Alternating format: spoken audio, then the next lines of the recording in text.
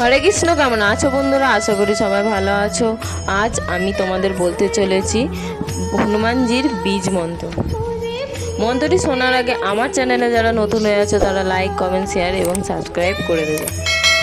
আপনি কি খুব টেনশানে আছেন বা ডিপ্রেশনের মধ্যে, কোনো মতেই কিছু উপায় পাচ্ছেন না? তাহলে প্রতিদিন পাঠ করুন এই মন্ত্র। এই মন্ত্রটি প্রতিদিন পাঠ করলে হনুমানজি স্বয়ং আপনাকে সাহায্য করবে। মন্ত্রটি বলার আগে আমি আপনাদের একটা কথা বলতে চাই।